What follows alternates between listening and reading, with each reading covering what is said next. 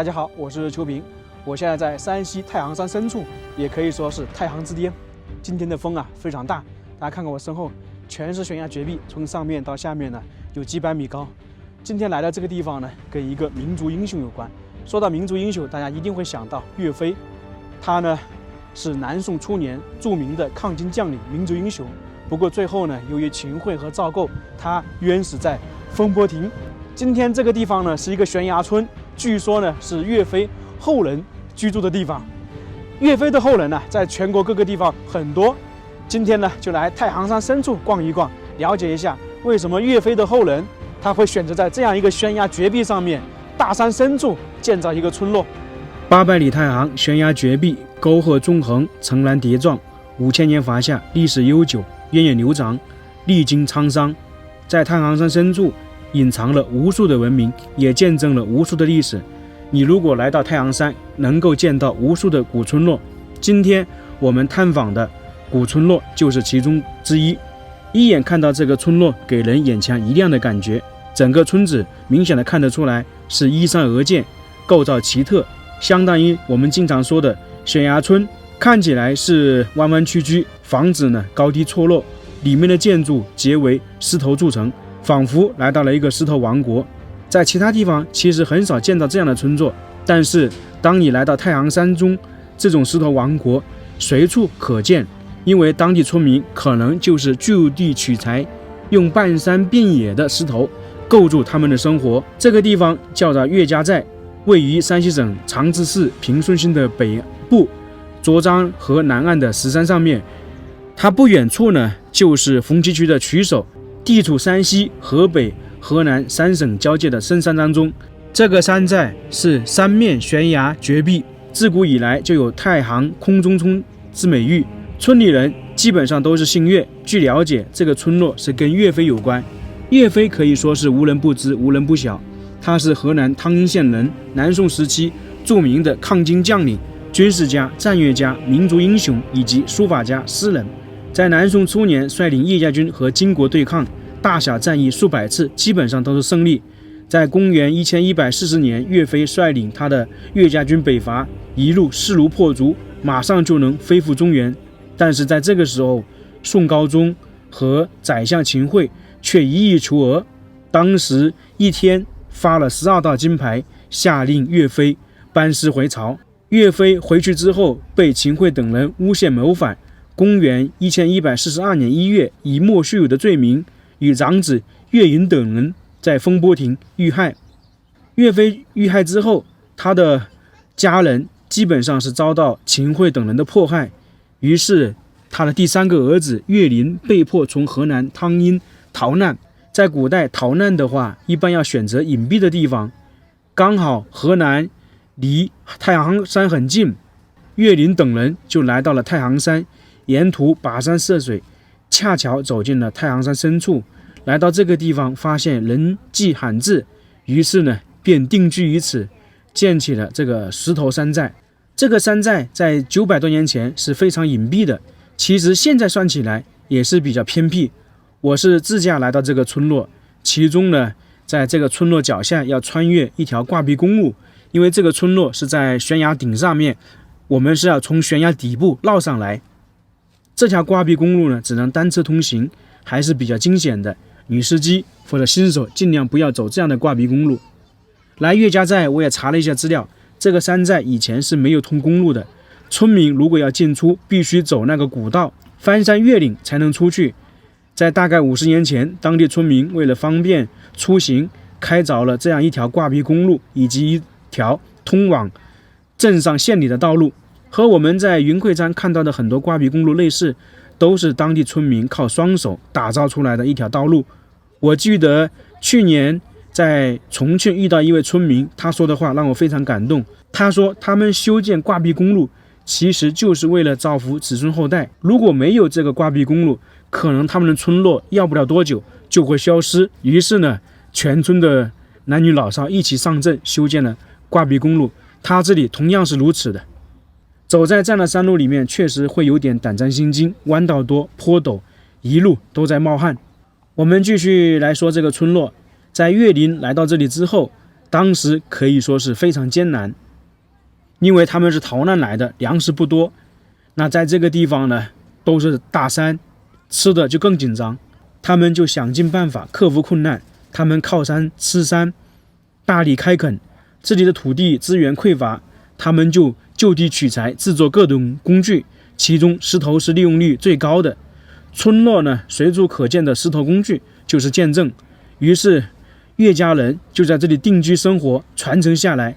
按照资料说，已经传承了39代。等一下，我们看看能不能找到当地村民了解一下。现在这些房屋基本都是岳飞的后人在此居住的。我们时常自驾到大山中的村落时，经常会说很佩服当地的村民，只要是能利用的地方，基本都会被村民开垦出来，真的佩服他们的勤劳。这里属于太行山，土地资源相对来说比较紧张，我们到处能看到他开垦了一大片梯田，用石头做坎。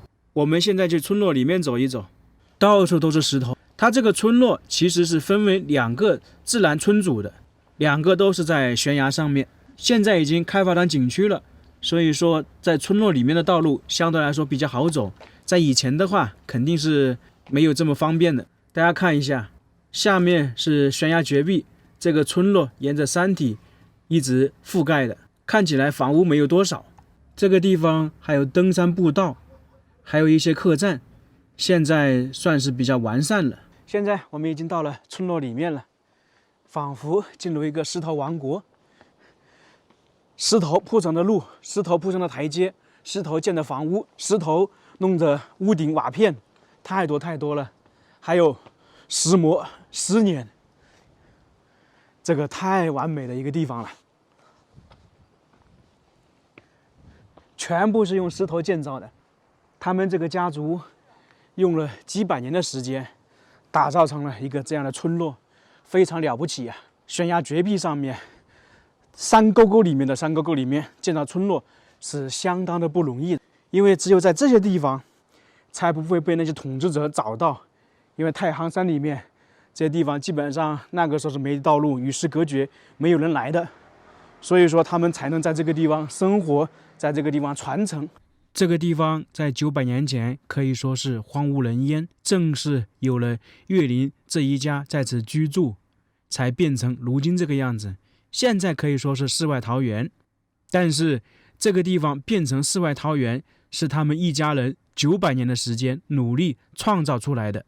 不过有一点就是，现在走到村落里面，居住的人不是太多，可能大概10来户吧。你看这些房屋都是有历史感，很多可能都是200-300年的历史。我在这里逛了1个半小时，现在还是碰到第2位当地的村民。在岳家寨中间有一棵千年榔树，它的历史比岳家寨还更早，当地村民把它奉为神树。当时岳林来到这个地方之后，粮食不够，据说呢就是吃这个树皮草根度日，等于是解救了他们岳家，从而当地老百姓呢把它奉为神树。这就是岳家寨的供销社。这个主人呢，他也入选了中国好人榜。因为我们可以明显的看到，这个村落它是一个悬崖村，在太行山的悬崖绝壁上面。那在这个地方以前是没有道路的，以前进出的话都是要翻山越岭。那这个地方是一个大的村落，大家吃穿住行都是有物资的。那有个供销社，当时有个老人呢，就是长年累月几十年去外面采购一下东西供村民使用。他呢就是走那条登山步道，那个步道非常难走啊。这个就是一条登山步道，大家看到没有？就是这样一条道路，从山顶走到山谷，这里非常惊险的，而且算是羊肠小道。当年岳家寨的人要出这边去乡里、镇里以及县城，就必须走这条道路。你看，我们现在等于是在这种绝壁上面，然后要走到谷底，一直沿着这个谷底，然后到了其他地方又得翻山越岭。因为我们来的路上可以看到很多时候是要过隧道的，那么那些地方就没有道路，只能这样翻山过去。所以想一想，当时他们在这里生活是多么的不容易。像那位供销售的老人，他荣获好人榜，是因为他在这个地方奉献了一生，奋斗了一生。他大概是每5天左右出一趟这个地方去县城。你想一想，这个道路多么难走。我们现在看起来这个是好走一点，那么在几十年前，这边的道路还没这么完善。我们现在就通过这个台阶走上去啊，现在是空手走，感觉都有点费劲。你像以前的村民，他们进出是多么的不方便，要背东西上去，要背东西下去。就跟我们经常在云贵川走一些山村，他们都说以前养的猪啊都没人来收，就是因为道路不便。那么这个地方大家想一想就知道了。现在是方便了，以前他们都是走这样的道路的，盘山上去。所以也佩服这些先民们，在这种大山里面生活了几十年。这条道路没有通的话，有些村民可能一辈子啊都没有出过大山。